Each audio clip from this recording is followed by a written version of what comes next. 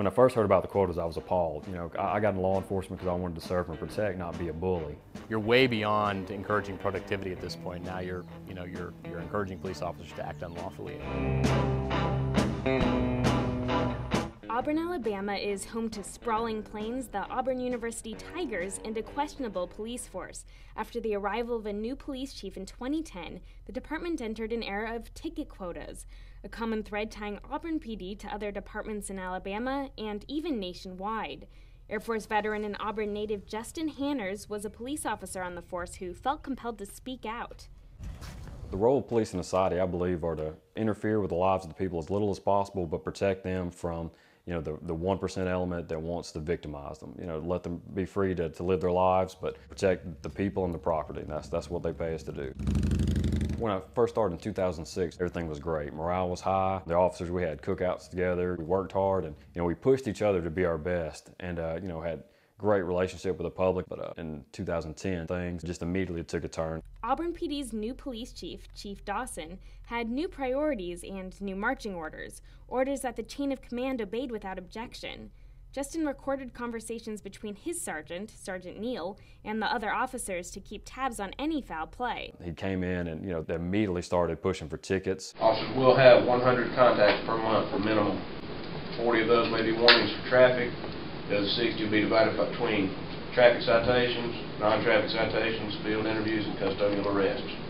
Do not be the one that does not get 100. That's 72,000 contacts a year in like a 50,000 person town. One thing Sergeant Neal did was the rod and the carrot method. If you didn't get the number of tickets he wanted, if you didn't get the 100 contacts, you would get mandatory overtime, you get written up. But if you did do well, the officer who wrote the most tickets and the one that came in second were given gift cards for like steak dinners and things like that. Quotas pervert police priorities. Bradley Balco is an investigative journalist for the Huffington Post and author of the new book, Rise of the Warrior Cop. He says that these quotas are an invitation to corruption and bad policing. There's going to be a strong incentive for police officers maybe to find offenses where they didn't exist. Sergeant Neal started instructing me and my partner to arrest people that we didn't feel like had broke the law. Stay active at Saturday night. Right here, let's make some contact, put my ass in jail, buy some tickets, and all that neat fun stuff that we signed up to do when we signed up for this job. It was one, I think it was maybe a Friday or Saturday night, one of the big bar nights. We saw a guy walking on the sidewalk. He was staggering a little bit, but he was walking quietly to himself. He was on the sidewalk, wasn't stepping out in the street. We thought, well, it's clear he's been drinking. We'll at least contact him, make sure he's okay. So we get out on him, we contact him. He knows who he is, where he's going. We determined that he's good to go, we let him go. Well, our sergeant saw it and told us to go back and arrest him. He pointed to me and said, you need it for your stats. So I told him it's not about what I need, it's about what he needs, and he doesn't need to go to jail. So he got out of the car and ordered us to arrest him, and I still refused, and my partner, scared for his job, went ahead and arrested the guy and took him to jail for public intoxication. So you have a policy that encourages police to create petty crimes and to ignore serious crimes, and that's clearly the very opposite of what we want police officers to be doing. Justin repeatedly expressed his concern about the quotas and the way things are being handled to his entire chain of command. He followed up with a formal grievance process through the Director of Public Safety, but to no avail.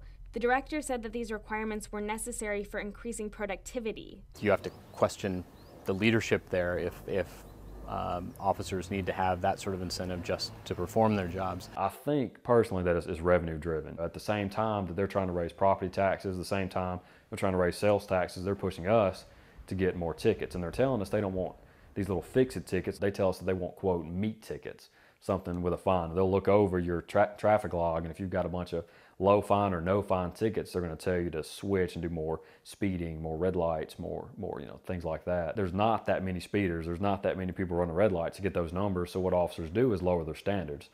When you're issuing citations, you're forcibly taking money from people, from citizens, and you're putting points on their driving records.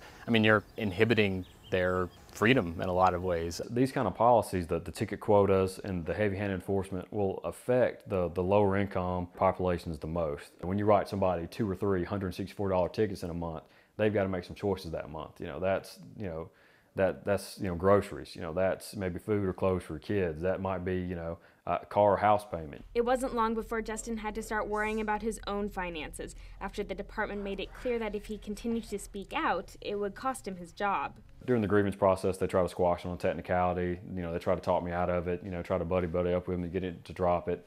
Then once all else failed, they started threatening my job and my career, warned me that there'd be consequences for doing this. I had no intention of dropping. At this point, I had no choice. I had to keep going forward, and if I stopped it, nothing would have changed. That just would have been another minor hiccup. Justin was fired, and while the department declined Reason TV's request for information on the case, Justin says he was ultimately fired for violating a gag order.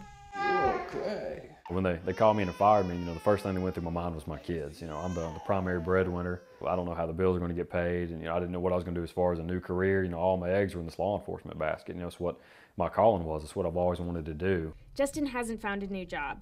He's currently looking for a lawyer to take up his case and sue the department. Though after reaching out to the Police Benevolent Association for guidance, he found out that his grievances were actually pretty common. They're like, basically, here we go with this again. It's a problem in more places than Auburn. This is a frequently occurring thing, and it's a battle with a lot of different officers and departments. While Justin will continue his battle on the legal front, he thinks that the fastest way to get the city back on track is public accountability. Once the people know, they can hold their elected officials accountable, and then it'll change. Officers have tried for years to change it from the inside, and they're either forced out or just leave from frustration, and what you end up with is a police department where the good officers have been run off, and you have a bunch of officers that are just willing to play the game. They want to be the bullies. They want to show how bad they are with a badge, and that's what you get left with.